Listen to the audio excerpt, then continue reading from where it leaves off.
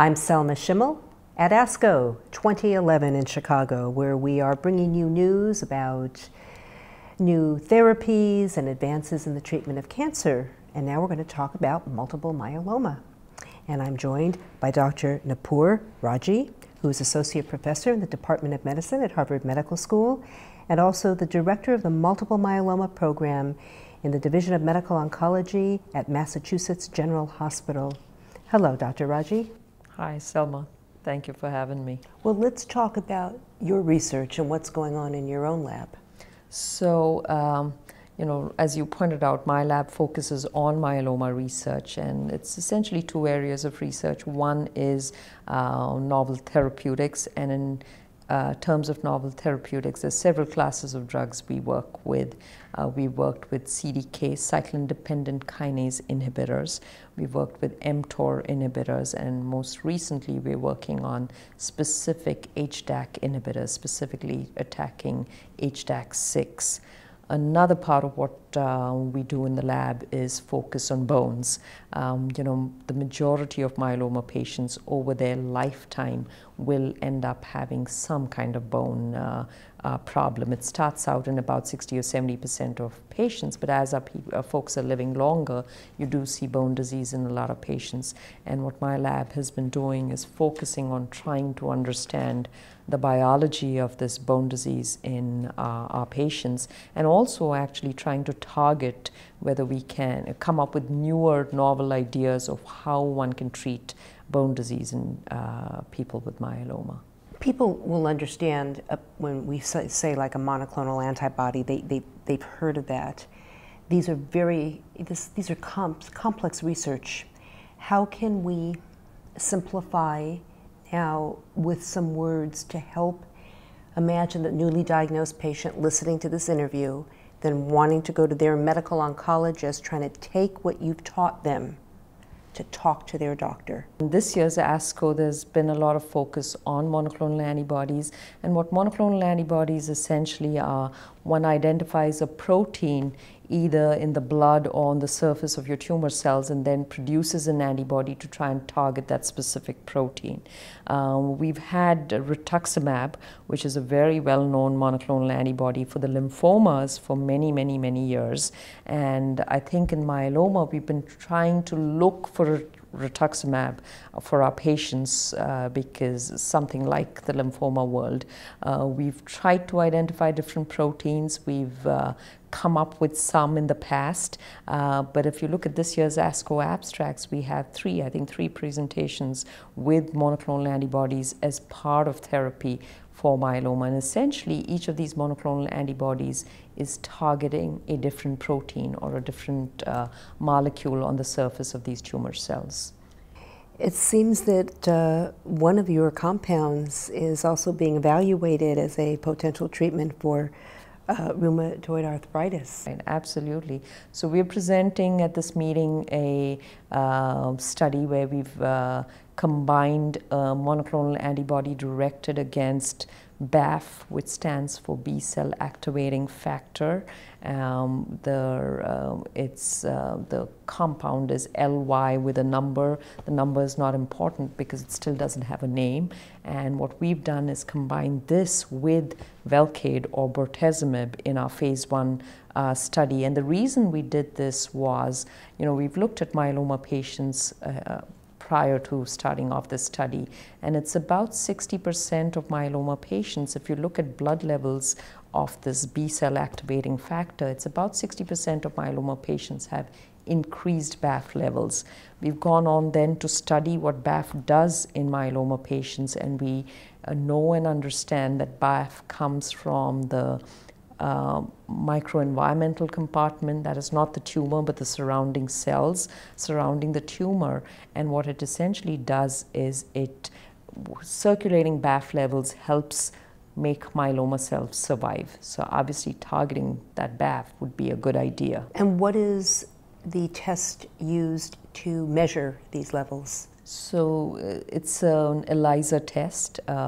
It's not yet commercially available. These are all research tools as of right now, but one can actually measure protein levels in the serum of patients.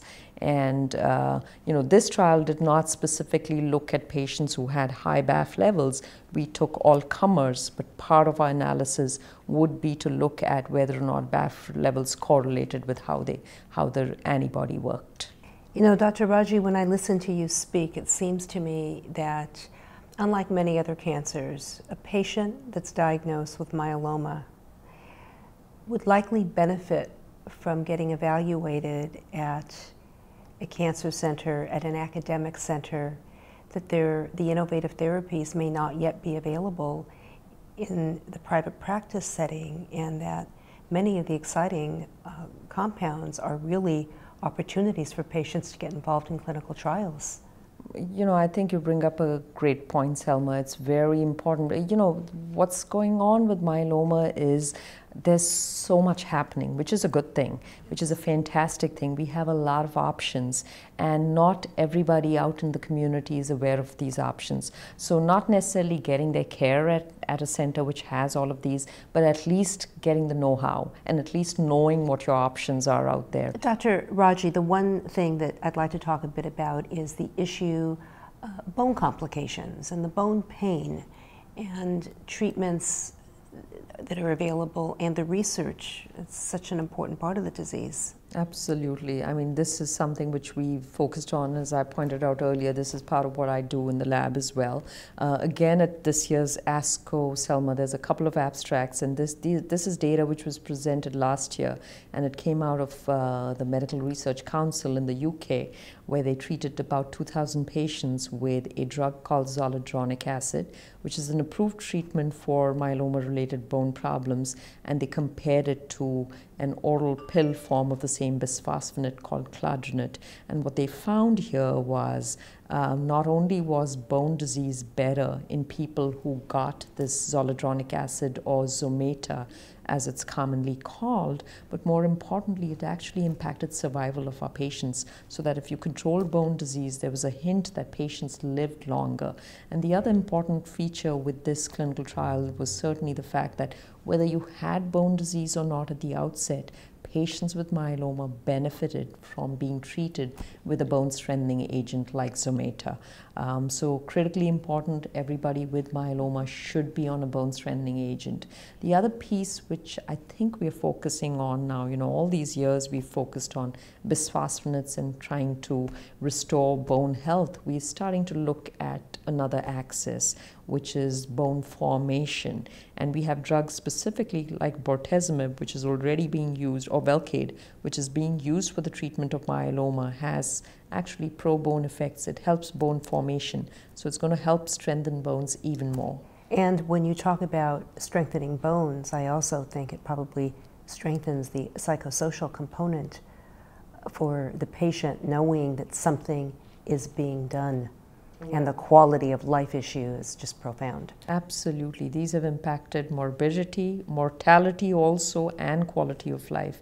And the good news is we have drugs which now are going to enhance bone healing. You know, up until recently, the teaching has always been myeloma bones don't heal. Once you have a hole in the bone, it's not going to heal.